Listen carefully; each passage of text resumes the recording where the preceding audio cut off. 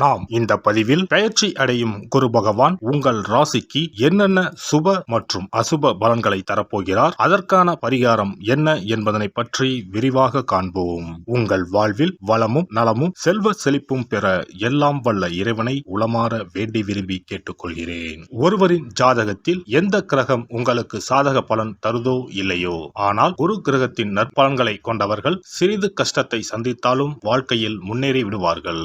நவ கிரகங்களில் குரு பகவான் மங்கள கிரகமாக விளங்கி வருகிறார். ஜோதிட சாஸ்திரத்தில் குரு பகவானுக்கு தேவர்களின் குரு என்ற அந்தஸ்தும் வழங்கப்பட்டுள்ளது. இவர் நல்ல பலன்களை அளிக்கும் கிரகமாக கருதப்படுகிறார். திருமணம், மகிழ்ச்சி, குழந்தைகள், நல்ல அதிர்ஷ்டம், அறிவு, கல்வி, பேச்சாற்றல், மரியாதை, நல்ல ஒழுக்கம் ஆகியவற்றுக்கு இவர் காரணியாக உள்ளார். ஒருவரது ஜாதகத்தில் குரு பகவான் நல்ல இடத்தில் இருந்தால் அவர் வாழ்வில் மிகுந்த மகிழ்ச்சியையும் செழிப்பையும் பெறுகிறார். அவர் வெற்றியின் உச்சம் தொடுவதை யாராலும் தடுக்க முடியாது. குருவின் அருள் பெற்ற நபர்களுக்கு அறிவாற்றல் மேம்பட்டு சமூகத்தில் நல்ல கௌரவமும் பெற்றிருப்பார்கள். 12 ஆண்டுகளுக்கு பிறகு குரு பகவான் ரிஷப ராசியில் பிரவேசிக்க உள்ளார். ஜோதிடத்தில் முக்கிய கிரக பெயர்ச்சிகளில் ஒன்றாக கருதப்படுவது குரு பெயர்ச்சி. இந்த ஆண்டு குரு பெயர்ச்சி 2024 மே 1ஆம் தேதி நடக்க உள்ளது. குருவின் அமைப்பும் குருவின் பார்வையும் எப்படிப்பட்ட பலனை அள்ளித்தரும் என்பதை தெரிந்து கொள்வோம். கால சக்கரத்தில் தனுசு, மீன ராசிகளுக்கு அதிபதியான குரு பகவான் தற்போது மேச ராசியில் சஞ்சாரம் செய்து வருகின்றார். இவர் 2024ஆம் ஆண்டு மே மாதம் 1ஆம் தேதி நண்பகல் 12:59 மேச ராசியில் உள்ள கிருத்திகை 1ஆம் பாதத்தில் இருந்து ரிஷப ராசியில் உள்ள கிருத்திகை 2ஆம் பாதத்திற்கு பெயர்ச்சியாக உள்ளார். குரு பெயர்ச்சி பெறும் ஸ்தானத்தை விட குருவின் 5, 7, 9ஆம் பார்வை பெறக்கூடிய ராசிகள் மிகவும் சிறப்பான பலன்களை பெற்றிடும் என்பது ஜோதிட விதி. 2024ஆம் ஆண்டில் நடக்கும் குரு பெயர்ச்சியின் தாக்கம் அனைத்து ராசிகளிலும் இருக்கும். எனினும் சில ராசிகளுக்கு குருவின் இந்த மாற்றம் பலவித நற்பலன்களை அளித்தரும். இவர்கள் எடுத்த காரியங்கள் அனைத்திலும் வெற்றி பெறுவார்கள். நீண்ட நாட்களாக நடக்காமல் இருந்த பல விஷயங்கள் குரு பெயர்ச்சிக்கு பிறகு வெற்றிகரமாக நடந்து முடியும். இவர்களுக்கு அதிர்ஷ்டத்தின் ஆதரவு முழுமையாக இருக்கும். இந்த குரு பெயர்ச்சியானது ஒரு சில ராசிக்காரர்களின் வாழ்வை புரட்டி போட போகிறது. துரோகத்தால் பிரிந்த கணவன் மனைவி, சகோதர சகோதரி உறவு ஒன்று சேர போகிறது. நட்பு என்னும் நஞ்சால் உங்கள் உறவை பிரித்த துரோகியை இனம் கண்டு உண்மையான உறவு யார் என்பதனை அறிந்து கொள்வீர்கள். நஷ்டம் மட்டுமே பார்த்த வியாபாரிகள் திடீர் லாபத்தை அடைய உள்ளீர்கள்.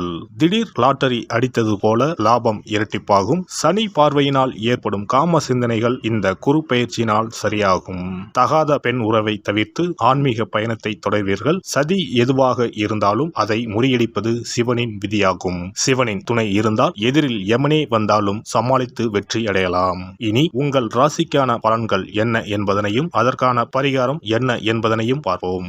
மீனராசி அன்பர்களே, உங்கள் ராசிக்கு 2ஆம் வீட்டில் அமர்ந்த ராசிநாதன் குரு பகவான் மே மாதம் முதல் 3ஆம் வீடான தைரியம், சகோதரம், வீரம், எழுத்தறிவு, விளையாட்டுத்துறை என்று சொல்லப்படும் இடத்திற்கு மாறுகிறார். ஏற்கனவே இருந்த இடம் நல்ல இடம்தான். குரு பகவான் 3ஆம் வீட்டில் மறைந்தாலும் குரு பகவானின் பார்வைப்படும் 7, 9, 11 பாவங்களால் யோகத்தை அனுபவிக்க போகிறீர்கள். திருமணம் தாமதமாகி நிற்பவர்களுக்கு இனிதே திருமணம் நடக்கும். சிலருக்கு வெளிநாட்டு வேலை கிடைக்கும்.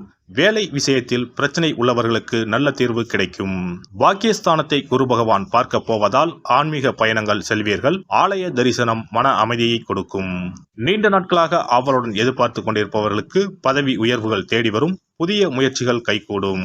லாபஸ்தானத்தை ராசி அதிபதி குரு பார்க்க போவதால் பொருளாதார நிலை திருப்தி தரும். பணம் கொடுக்கல் வாங்கலில் கவனமாக இருப்பது நல்லது. தன வரவு ஆதாயம் கிடைக்கும். தொழில் வளர்ச்சி, மாற்றம், முன்னேற்றத்தை தரும். நோய் நொடி தொந்தரவுகள் நீங்கும். ஆரோக்கியம் அதிகரிக்கும். குடும்பத்தில் அமைதி நிலவும். மகிழ்ச்சி பொங்கும். புனித யாத்திரை செல்வீர்கள். பெரியோர்கள் மூலம் காரிய அனுகூலம் உண்டாகும். பெரும் புள்ளிகளின் அறிமுகம் கிடைக்கும். தொழில் வியாபாரம் மூலம் லாபம் அதிகம் வரும். வாக்கு வன்மையால் தொழில் வியாபாரம் சிறப்பாக நடைபெறும். புதிய வாடிக்கையாளர்கள் கிடைப்பார்கள். பழைய பாக்கிகள் வசூலாகும். கடன் வசதி கிடைக்கும். உத்தியோகத்தில் இருப்பவர்களுக்கு புதிய பதவி கிடைக்கும். அந்தஸ்து உயரும். நிலுவையில் இருந்த பணம் வந்து சேரும். குடும்பத்தில் மகிழ்ச்சியான கொண்டாட்டங்கள் இருக்கும். குடும்ப சுகம் பூர்ணமாக கிடைக்கும். கணவன் மனைவிக்கு இடையே திருப்தியான நிலை காணப்படும். பிள்ளைகளால் பெருமை உண்டாகும். சுப காரியங்களில் குடும்பத்தினுடன் கலந்து கொள்வீர்கள். வாய்க்கு ருசியான இனிப்பு மற்றும் உணவு கிடைக்கும். பெண்கள் எடுத்த வேலையை வெற்றிகரமாக செய்து முடிப்பீர்கள். பெரியோர் மூலம் அனுகூலம் உண்டாகும். பணவரத்து திருப்தி தரும். அரசியல்வாதிகள் மக்களின் தேவைகளை அறிந்து பூர்த்தி செய்தால் மட்டுமே மக்களின் ஆதரவை பெறுவீர்கள். பேச்சில் சற்று நிதானத்தை கடைபிடிப்பது நல்லது. எடுக்கும் காரியங்கள் அனைத்திலும் தடைகள் நிலவும் என்பதாலும் எதையும் முழுமையாக முடிக்க முடியாத சூழ்நிலைகளும் உண்டாகும். கலைஞர்கள் கையில் இருக்கும் வாய்ப்புகளை நழுவ விடாமல் பார்த்துக் கொள்வது நல்லது. தொழிலில் போட்டி பொறாமைகள் அதிகரிக்கும். வரவேண்டிய சம்பள பாக்கிகள் கிடைக்காமல் இழுபறி நிலையில் இருக்கும். பொருளாதார நிலையிலும் தடைகள் உண்டாகும். தேவையற்ற இடமாற்றங்களால் உடல்நிலை பாதிப்படையும். சேமிப்பு குறையும். மாணவர்களுக்கு படிப்பில் முன்னேற்றம் காணப்படும். கல்வியில் வெற்றி பெற தேவையான உதவிகள் கிடைக்கும். உற்சாகமாக காணப்படுவீர்கள். பூரட்டாதி 4ஆம் பாதம். இந்த குரு பெயர்ச்சியால் ஊழியர்களுக்கு வரவேண்டியவை அனைத்தும் வந்து சேரும். கேட்ட இடத்திற்கு மாறுதல் கிடைக்கும். மகான்களின் சந்திப்பு ஏற்படும். தங்கள் பிள்ளைகளுக்கு வரன் தேடும் பெற்றோர்களுக்கு நல்ல சம்பந்தம் வந்து சேரும். நீங்கள் எடுக்கும் முடிவுகள் நல்ல வாய்ப்புகளை பெற்று தரும். உங்களை ஒதுக்கியவர்களே உங்களை தேடி வருவார்கள். உத்திரட்டாதி நட்சத்திரம். இந்த குரு பெயர்ச்சியால் தொழிலாளர்கள் ஓய்வில்லாமல் உழைக்க நேரும். அதற்கேற்றவாறு கூடுதல் வருமானமும் வரும். தொழில் அதிபர்கள் நினைத்தபடி உற்பத்தி கூடும். புதிய ஒப்பந்தங்கள் வரும். லாபம் பெருகும். வியாபாரிகள் நல்ல லாபத்தை பெறுவார்கள். பழைய பாக்கிகள் வசூலாகும். உடல்நிலையில் இருந்து வந்த சிரமங்கள் முற்றிலும் நீங்கும். ரேவதி நட்சத்திரம். இந்த குரு பெயர்ச்சியால் நீண்ட நாட்களாக தொல்லை கொடுத்து வந்த நோய் மருந்துக்கு கட்டுப்பட்டு விடும். அரசு பணியில் உள்ளவர்கள் உடன் பணிபுரிகின்றவர்களிடம் எச்சரிக்கையாக இருக்க வேண்டும். மேல் அதிகாரிகளின் கோபத்திற்கு ஆளாகாமல் பார்த்து கொள்ள வேண்டும். உடன் பிறந்த சகோதரர்கள் ஒன்று சேர்வார்கள். மனம் ஆகாதவர்களுக்கு நல்ல வரன்கள் வந்து சேரும்.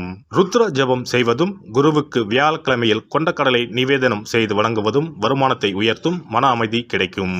குரு பெயர்ச்சி சிறப்பு பரிகாரம். ஜாதகத்தில் குரு நல்ல இடத்தில் இல்லாமல் இருந்தாலோ கோசார ரீதியாக கொடூரமானவராக இருந்தாலோ குரு தோஷம் நீங்க பரிகாரம் செய்ய வேண்டும். தீய பலன்கள் குறையவும் நல்ல பலன்கள் அளவுக்கு அதிகமாக நடைபெறவும் குரு பகவானுக்கு செய்யும் பரிகார முறைகள் உதவும். வியாழக்கிழமை தோறும் தட்சிணாமூர்த்தி வழிபாடு செய்வது சிறப்பான பலன்களை கொடுக்கும். வியாழன் அன்று குரு ஓரையில் நல்ல நேரத்தில் குருவிற்கு உரிய கோலத்தை வடகிழக்கு திசையில் கோலமிட்டு அதன் மேல் முல்லை மலர்கள் பரப்பி குரு எந்திரத்தை வைத்து அதற்கு முல்லை மலர் சூட்டி சந்தன பொட்டிட்டு பொன்னிற தட்டில் கொண்டை கடலை வைத்து தூப தீபம் காட்டி குரு காயத்ரி மந்திரத்தை 108 முறை மன ஒருமையுடன் கூறினால் குருவால் ஏற்பட்ட தீய பலன்கள் விலகும். நல்ல பலன்கள் மேலும் மேலும் அதிகரிக்கும். வியாழக்கிழமை அன்று வீட்டில் நெய் தீபம் ஏற்றி வழிபடுதல். குருவுக்கு உரிய வஸ்திரம் தானியம் கொண்டு வழிபடுதல் நல்லது. வியாழன் அன்று குரு பகவானுக்கு சிறப்பு அபிஷேகம் செய்து மஞ்சள் நிற ஆடை அணிவித்து புஷ்பராகம் வெண் முல்லை மலர்களால் அலங்கரித்து குருவுக்குரிய மூல மந்திரத்தினை ஓதி வணங்கி வர குரு கிரக தோஷம் நீங்கும். மஞ்சள் நிற ஆடையை உடுத்துவது, புஷ்பராக மணியை அணிவது, மஞ்சள் நிற ஆடை, கடலை, தானியம் ஆகியவற்றை தானம் செய்வது, வியாழக்கிழமைகளில் விரதங்களை மேற்கொள்வது ஆகியவற்றால் குருதோஷ பரிகாரங்களை செய்யலாம். உங்களால் முடிந்த அளவிற்கு ஏழை எளியோருக்கு தானம் தர்மம் செய்தால் வாழ்க்கையில் அமைதி கிடைக்கும். தினந்தோறும் அல்லது வாரத்தில் ஒரு முறையாவது பசுமாட்டிற்கு அகத்திக்கீரை, அருகம்புல், வாழைப்பழம் போன்றவற்றை உணவாக கொடுத்து வருவது ஜாதகத்தில் இருக்கின்ற குரு பகவானின் நிலையை மிக விரைவில் வலிமைப்படுத்தக்கூடிய ஒரு சிறப்பு பரிகாரமாக கூறப்படுகிறது. ஜாதகத்தில் குரு வலிமை இழந்திருக்கும் நிலையில் வியாழக்கிழமைகளில் அவருக்கு உரிய மஞ்சள் நிறத்தில் இருக்கும் லட்டுகளை வாங்கி தட்சிணாமூர்த்திக்கு நைவேத்தியம் செய்து கோவிலுக்கு வரும் பக்தர்களுக்கு வழங்குவதும் மங்களகரமான மஞ்சள் நிற பொருட்களை பிறருக்கு தானம் கொடுப்பதும் சிறந்த பரிகாரங்களாகும். குரு பகவானின் பரிபூர்ணமான அருள் கிடைக்க கோவில்களில் நடைபெறும் யாக பூஜைகளுக்கு தேவையான பொருட்களை வாங்கி தரலாம். ஒரு முறையாவது ஆலங்குடி சென்று குரு பகவானை வழிபாடு செய்து வாருங்கள். அல்லது தஞ்சாவூர் அருகே இருக்கக்கூடிய திட்டைக்கு சென்று ராஜகுருவாக இருக்கும் குரு பகவானை வணங்கினால் மலையளவு இருக்கக்கூடிய கஷ்டங்கள் கூட கடுகளவு குறையும். குலதெய்வ வழிபாடு நன்மை பயக்கும். முடிந்தால் மாதம் ஒரு முறை குலதெய்வ கோவிலுக்கு சென்று வழிபட்டு வருவது நல்லது. ஒரு முறை திருச்செந்தூர் சென்று முருகப்பெருமானை வழிபட்டு வந்தால் இந்த குரு பெயர்ச்சி சிறப்பான பலன்களை தரும். உங்களின் வாழ்க்கையில் பொருள் ஈட்டும் முயற்சிகள் அனைத்தையும் வியாழக்கிழமைகளில் தொடங்குவதும் நல்ல பலனை கொடுக்கும். குறிப்பாக வியாழக்கிழமைகளில் வருகின்ற ஏகாதசி தினங்களில் நற்காரியங்களை தொடங்கினால் நன்மைகளை பெறலாம். வியாழக்கிழமைகளில் தங்கள் சக்திக்கு இயன்ற அளவில் அன்னதானம் செய்வது குரு பகவானின் நல்லருளை உங்களுக்கு பெற்றுத்தரும். அன்னதானம் செய்வதன் காரணமாக உங்கள் ஜாதகத்தில் இருக்கின்ற குரு கிரக தோஷங்கள் நீங்கி குரு கிரகத்தை பலப்படுத்தி உங்கள் வாழ்க்கையில் நீங்கள் விரும்பிய பலன்கள் தங்க தடையில்லாமல் கிடைக்கச் செய்யும். எல்லாம் வல்ல இறையருளால் நீங்களும் உங்கள் அன்பு குடும்பமும் உடல் நலம், நீளாயுள், நிறை செல்வம், உயர் புகழ், மெய்ஞானம் ஓங்கி வாழ்க வளமுடன். இந்த வீடியோ பதிவு உங்களுக்கு பிடித்திருந்தால் லைக் பண்ணுங்க, கமெண்ட் பண்ணுங்க, ஷேர் பண்ணுங்க, மறக்காம சப்ஸ்கிரைப் பண்ணுங்க, பக்கத்துல இருக்கிற பெல் பட்டனை கிளிக் பண்ணுங்க. நன்றி, வணக்கம். ஓம் நமச்சிவாய, சிவாய நம.